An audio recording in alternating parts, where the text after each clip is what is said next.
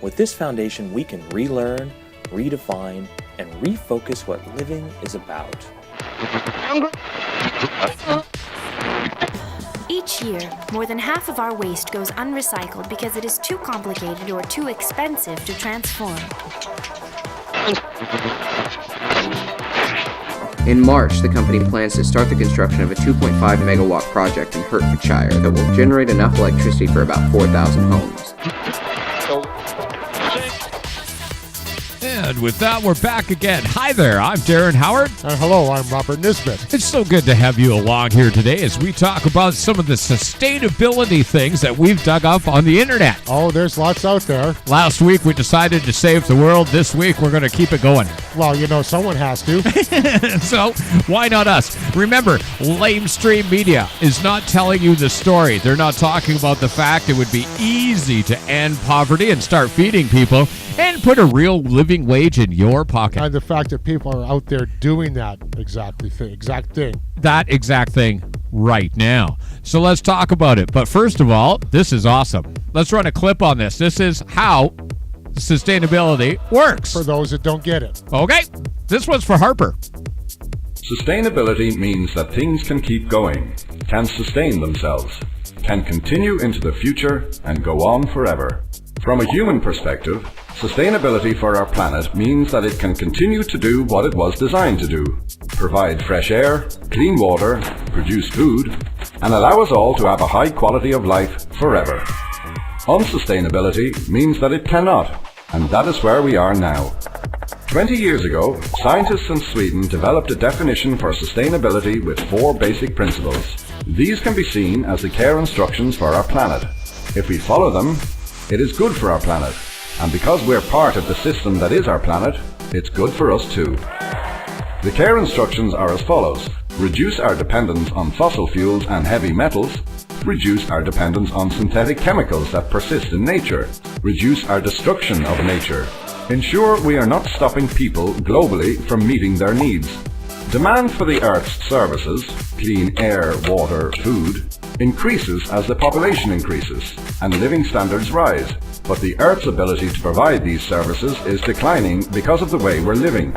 In our search for prosperity, growth and success, we are destroying the system that we as humans are completely dependent upon: nature.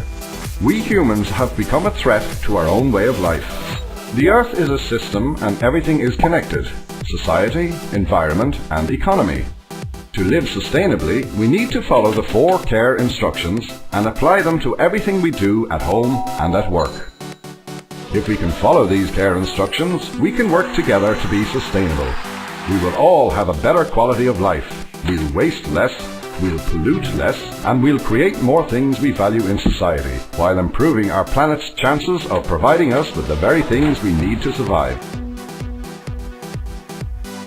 So that kind of made a lot of sense. Well, that's what sustainability means. Yeah, sustainability means that me and you prosper, we have prosperity, and we're responsible. Somehow that doesn't look like the model we're following right now as far as big business is concerned. I'd like to know exactly where all the responsibility is. Of course, they're following the government's lead. There's no responsibility there. Well, we do have to take some of the responsibility ourselves because we are complicit in their methods. So what we do is we get informed. We get you the information. And this is a show about sustainability. Let's get things going. Let's talk about open source and free sharing models that can solve our problems. You are tuned in to Radio Free Canada. Technology and communication have progressed to the point that we are capable of creating an infrastructure of food, energy, and structure self-sufficiency, and a global network for sharing and evolving it. With this foundation, we can relearn, redefine, and refocus what living is about, and start considering sustainability beyond survival to include the entire human experience. Not a fix or an adaptation, but a completely new paradigm of conscious and conscientious living, working together to create the future we all know is possible.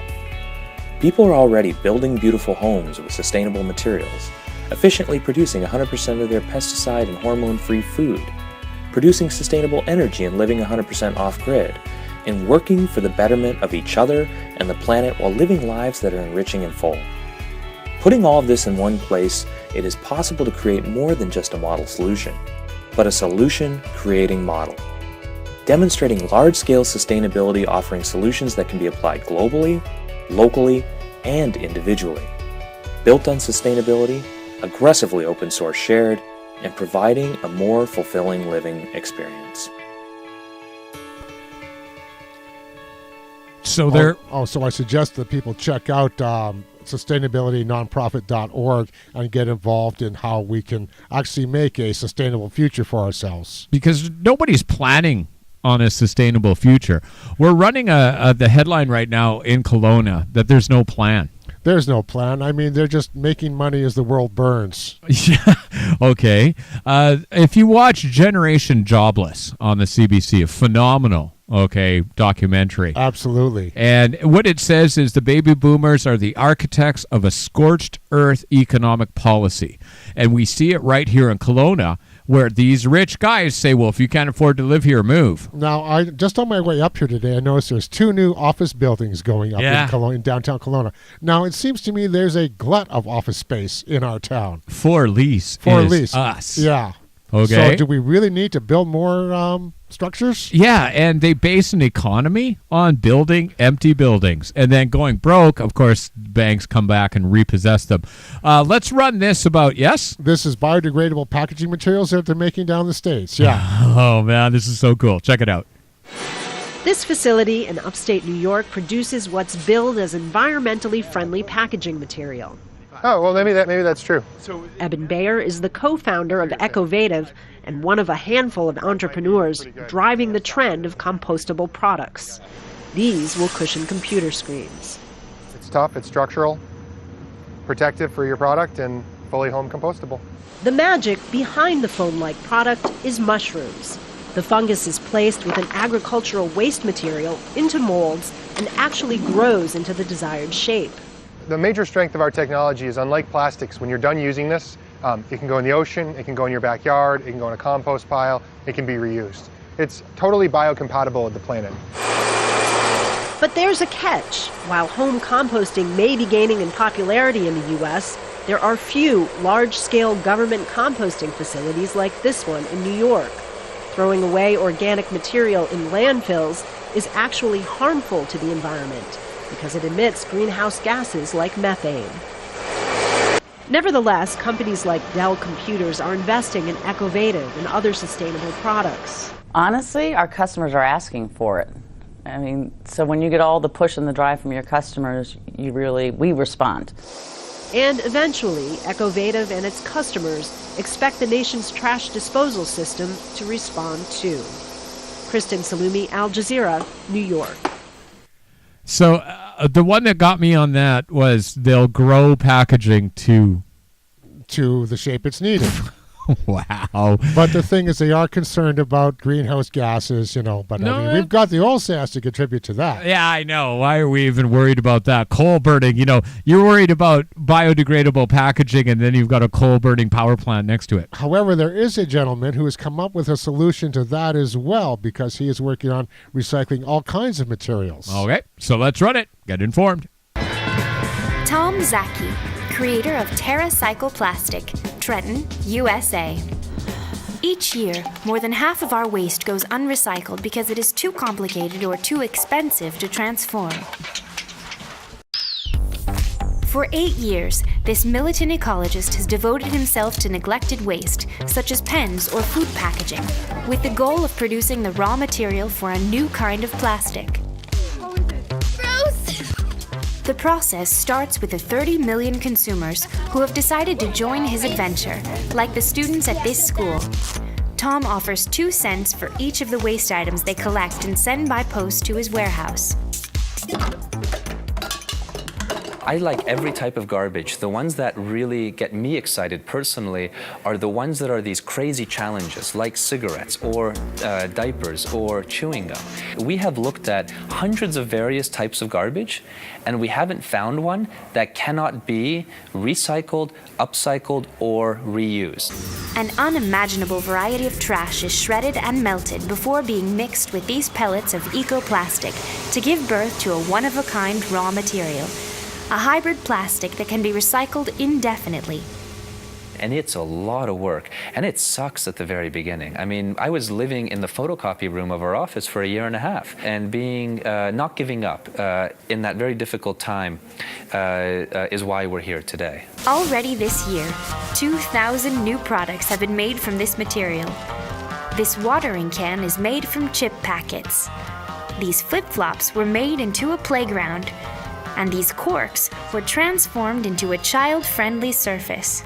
I want to be able to stand up, before I die one day and be able to say that we fundamentally helped solve a big part of the garbage problem in the world. 4 billion pieces of garbage have already been transformed. So, will you help Tom turn your trash into a treasure? So, of course, we're going to send that straight to Stephen Harper. Yeah, because, we can't live in a sustainable world according to his theology. No, you can't. You have to run us right into the ground, and then, of course, we'll all be happy because they'll be smoking ruins. The scorched earth policy getting upended by people who care and work the problem. But what I really like was the idea that 10% of the U.S. population is involved in that. That's the population of Canada. That's woohoo! Okay. 30 million, but it should be more. Yeah, and we're working on it right now because, of course, greedy old people are starting to drift away and get out of power, and we can save the planet, and we're going to do it without their help. Let's run this real quick while I got a chance. Yeah? This is pretty cool, too, yeah. I'm Stephen, and this is your daily energy report.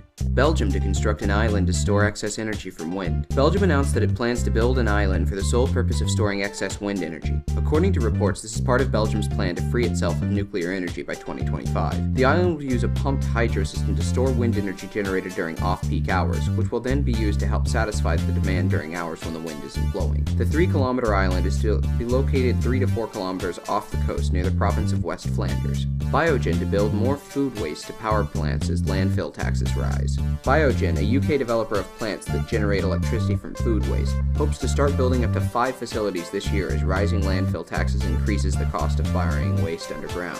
In March, the company plans to start the construction of a 2.5 megawatt project in Hertfordshire that will generate enough electricity for about 4,000 homes. Biogen is also already building a facility in North Wales. The UK's Department of Energy and Climate Change estimates bioenergy plants using food and agricultural waste to produce power may meet 8% to 11% of the country's primary energy demand within 8 years. Trina and Jinko Solar to increase solar shipments this year as demand rises. Trina Solar, the world's third biggest maker of solar panels, and Jinko Solar Holding Company expect to ship more products this year as China's efforts to promote its domestic solar industry take hold. As panel consumption rises all over the world, these two companies aim to grab more market share as they expect shipment growth to exceed that of worldwide demand. China, the world's second largest solar market in 2012, aims to more than double installations this year. Sri Lanka receives ADB loan for rehabilitation of small hydro plants. Sri Lanka's National Development Bank will use a $1.29 million credit line from the Asian Development Bank to rehabilitate 19 small hydro power projects. The credits will be given to private developers and will finance up to 100% of the total estimated cost for the rehabilitation of said products. The loans carry a concessionary rate of 5 years, including a maximum grace period of up to 1 year. The 19 mini hydropower projects are estimated to add 1.3 megawatts of combined capacity. For more energy news and analysis, visit dailyenergyreport.com. That is amazing. It's amazing that some countries that aren't Western-oriented are actually taking care of their power issues. Of course, China's leading Canada. We got more clips coming up. I'm Darren Howard. And I'm Robert Nisbet. This is where you get the information. Stay tuned. Radio Free Canada, here for your activist day.